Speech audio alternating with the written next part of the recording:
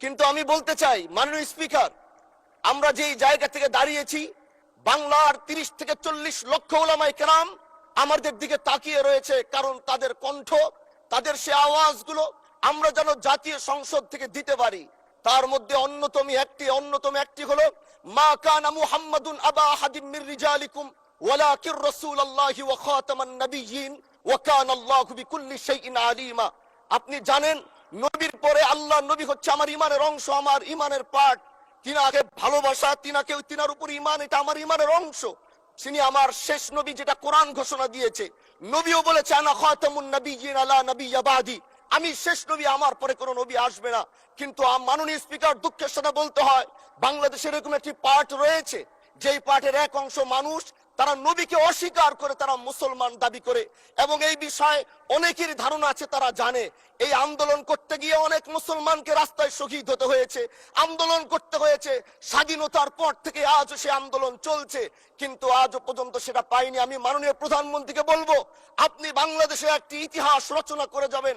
আপনার মাধ্যমে যদি এটা স্বীকৃতি পায়, যারা নবীকে অস্বীকার করে তারা কোনোদিন মুসলমান থাকতে পারে না, এটা আইনের মাধ্যমে, এটা বাংলাদেশের পার্লামেন্ট থেকে ঘোষণা হবে, সেটা আমরা চাই। মাননীয় স্পিকার, আরেকটি কথা, আপনি জানেন আমরা আমাদের নবীকে সবচেয়ে বেশি ভালোবাসি, যিনি আখিরি নবী, যাকে বলা হয়েছে ওয়ামা আরসালনাকা ইল্লা রাহমাতাল লিল আলামিন। আমরা বারবার দেখছি কিছুদিন পর পর কারা যেন কিভাবে সে আল্লাহ নবীর শানে কটূক্তি করে, নবীকে নিয়ে অশ্লীল ভাষায় গালিগালাজ করে, নবীর শানে কটূক্তি করে। এই আন্দোলন, এই সংগ্রাম করতে গিয়ে আপনিও মাননীয় স্পিকার দেখেছেন, রাস্তাঘাটে আন্দোলন করতে গিয়ে কত মানুষ মৃত্যুবরণ করেছে। যদি একবার বাংলাদেশের আইনে, কারণ মুসলমান যদি আমাদের বাংলাদেশের পার্সেন্টেজ অনুযায়ী আমাদের অবশ্যই মুসলমানদের সংখ্যা এই দেশে অনেক বেশি। আমরা তো অন্য কিছু চাচ্ছি না।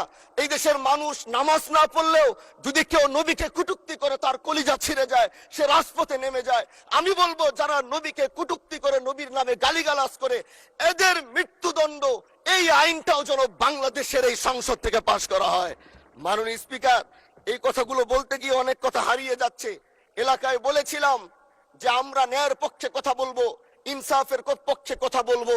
তখন অনেকে হাত ধরে বলেছিল, হানজালা ভাই, জাতীয় সংসদে যখন যাবেন একটু বললেন হাদি হত্যার বিচারটা যেন হয়। জি, 2 মিনিট বাড়ানো হলো, আরো বলেন। আজকে যে সন্তানটা ন্যায়ের পক্ষে কথা বলেছিল, ইনসাফের আওয়াজ দিয়েছিল, আমাদের মতোই যুবক, মাননীয় স্পিকার, তিনি এই যে স্বপ্ন বুনেছিল এক সুন্দর বাংলাদেশ করবার, রাস্তার ভিতরে সেই স্বপ্ন থামিয়ে দেওয়া হয়েছে। এই বিচার যদি না হয়, তাহলে আমাদের মতো হানজালাদের নিরাপত্তাও রাস্তায় কেউ দিতে পারবে না, মাননীয় স্পিকার। এজন্য আপনার মাধ্যমে আমি বলতে চাই, হাদি হত্যার বিচার যেন সুনিশ্চিত করা হয় মাননীয় স্বরাষ্ট্রমন্ত্রীর মাধ্যমে। মাননীয় স্পিকার, আর একটি কথা, আমি আর বেশি লম্বা দীর্ঘ আলোচনা করব না। আমার এলাকায় মাদক নিয়ে বড় মুশকিলে আছি, সেই সহযোগিতা আমি পাচ্ছি না।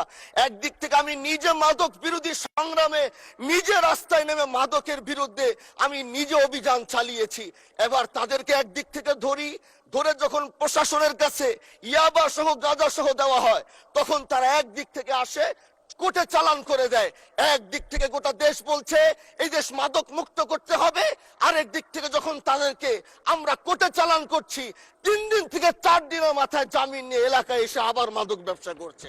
এই জন্য মাননীয় আইনমন্ত্রীকে বলবো, আপনি এই ইয়াবা গাঁজা যেই বড় বড় নেশাগুলো আমাদের দেশে বেশি সচরাচর চলছে, এই বিষয়ে আইনটাকে আরেকটু মজবুত যদি করবেন, তাহলে আমরা মনে করব আমরা এই দেশ আর এই সমাজটাকে আমরা হয়তো আগামীর বাংলাদেশ, আগামীর যারা যুবক, মাননীয় স্পিকার, আপনার খারাপ লাগবে, যুবকগুলো গ্রামের তারা ধ্বংস হয়ে যাচ্ছে।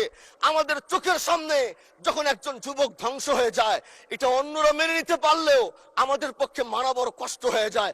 আমরা দেশটাকে বাঁচাতে চাই, আমরা আগামীতে ওরকম কিছু যুবক তৈরি করতে চাই যারা নেশা ধরবে না, তারা পড়াশোনা করবে, তারা দেশের জন্য ফিকির করবে। মাননীয় স্পিকার, আমি সত্যের পক্ষে থাকব, আমি অন্যায়ের বিরুদ্ধে সোচ্চার থাকব, আমি গণমানুষের কণ্ঠ হয়ে করব। আমি এমন। ধন্যবাদ মাননীয় সদস্য, অসংখ্য ধন্যবাদ।